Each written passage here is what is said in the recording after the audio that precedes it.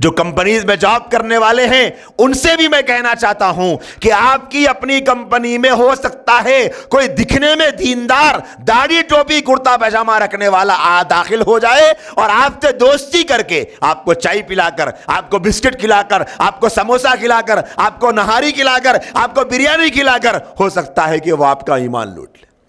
اسی لیے آگاہ رہو، چوکنا رہو، دین کی بات سمجھنے کے لیے علماء سے رجوع کرو۔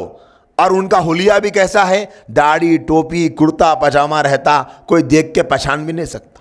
کم سے کم گلے میں ایک لاکٹ تو بھی ڈال لینا ان لگا، ہم شکیلیاں ہیں بول کے۔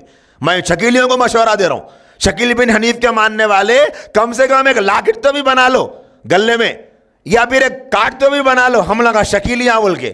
ووٹر آئی ڈی کارڈ کیسا رہتا ویسے تمہارا ایک کارڈ بنا لو، تو وہ کارڈ لگا لے کے رکھے تو ہم لوگ کو بچنے میں ذرا آسانی تو بھی ہوتی۔ ہمارے لوگ سمجھ تو بھی سکتے ہیں انہیں شکیلی ہے کہتے بول۔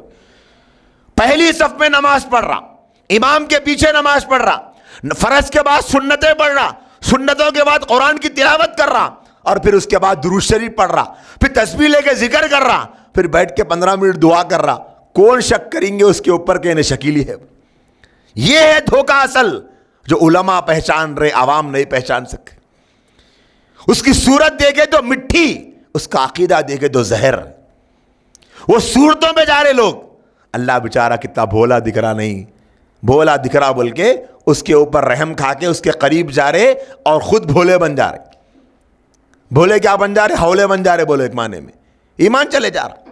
اس وجہ سے جہاں پر بھی جائیں اپنی مسجدوں میں نماز پڑھنے کے دوران اگر علاقے میں کوئی ایسا نوجوان نظر آ رہا، نیا نیا دکھ رہا اور زیادہ دینداری پہ چل رہا، زیادہ فکر کر رہا، تو اب ڈرنے کی بات ہو گئی۔ اب کیوں؟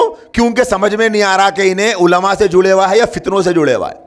ایک علاقے میں کا واقعہ سامنے آیا کہ ایک نوجوان، اس کا کالج پڑھنے والا، رہتے رہتے اچانک بدلنا شروع ہوا۔ ہر ہفتے میں ایک مرتبہ دینی اجتماع میں جا رہا ہوں، دینی اجتماع میں جا رہا ہوں مل کے جا رہا، نماز پڑھنا شروع کر دیا۔ اماں بابا بولے اللہ میاں کوسا نیک عمل قبول ہوا کہ کیا ہے کہ ہمارا بچہ تو کو بدل گیا، چلو دینی اجتماع میں جا رہا نا، اچھی بات ہے بول کے خوش ہونا شروع ہوئے۔ 1 سال کا عرصہ گزر گیا۔ وہ 1 سال کے عرصے کے بعد معلوم ہوا کہ وہ ہر ہفتہ جو مجلسوں میں جاتا تھا وہ شکیل بن حنیف کی مجلس تھی، اس کے چیلوں کی مجلس تھی۔ اب کیا بن گیا؟ اب ڈھیٹ بن گیا۔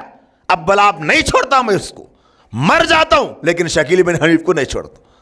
دیکھو نا اب یہ کون سمجھیں گا؟ بولو کون سے ماں باپ سمجھیں گے بچہ نماز پڑھ رہا تو گمراہ ہو رہا کہ کیا ہے کہ بول کے؟ تو اب نماز پڑھ رہا تو بھی یہ سوچنا ہے کوسے مولانا سے جڑے ہوا ہے۔ اسی لیے ہم بار بار توجہ دلا رہے، اپنے ہر بچے کو علاقے کے عالم سے جوڑو، ہر بچے کو لے جا کے ملاؤ، مولانا یہ میرا بیٹا ہے، یہاں نماز پڑھنے آئے گا، آپ اس کو وقتاً فوقتاً اپنے پاس بٹھایا کیجئے۔ میں اس سے بھی کہتا ہوں بیٹا اس مولانا کے پاس بیٹھا کرو، جب بھی آؤ چھٹی ہو ایک آدھا گھنٹہ بیٹھو، 5-10 منٹ کا وقت ہو بیٹھو، سوال پوچھو، دین سیکھو۔ اور بیٹیاں ہیں تو اپنے علاقے کے لڑکیوں کے مدرسے جہاں ہیں وہاں کی جو باجیاں ہیں ان باجیوں سے جوڑو، لے جا کر ملاؤ، گھر پر ہو تو گھر پہ جا کر ملاؤ، خود ملو اور یہ کہو کہ باجی مہینے میں 15 دن میں ایک مرتبہ کچھ ٹائم دے دیجئے، بچی آپ سے کچھ دین سیکھ لیتی۔ جو ڈاؤٹ ہے علماء سے پوچھو، یوٹیوب پہ سرچ مت کرو، گمراہ ہو جا رہی، بہک جا رہے۔ اللہ حفاظت فرمائے ہر ایک کے ایمان کی۔ تو اس وقت کا یہ ایک بڑا فتنہ بنا ہوا، اسی لیے میں نے آج اس موضوع کو چنا تاکہ ہم کو بھی پتا چلے۔ کیا پتا ہمارے جان پہچان کے لوگوں میں کوئی ایسا عقیدہ رکھے ہم کو نہ خبر ہو۔ کیوں بھائی؟ اس لیے کہ پیشانے پہ لکھا ہوا تو نہیں آتا۔ جیسے کسی کو شوگر ہو گیا تو وہ پیشانے پہ لکھے ہوا تو نہیں آتا ان کو شوگر ہو گیا بول کے، حالت دیکھ کے سمجھ میں آتا کیا بات ہے بھائی، دبلے دبلے ہو جا رہے ہیں، کیا بات ہے صورت کیسی کی دکھ رہی، کیا بات ہے، کیا شوگر آ گئے، کیا آ رہا ہو بھائی شوگر، اچھا شوگر آ گئی۔ جیسا یہ حالات کو دیکھ کے سمجھ میں آ رہا ویسے ہی عقیدہ بگڑ گیا تو اس سے بات کرے تو علماء کو سمجھ میں آتا۔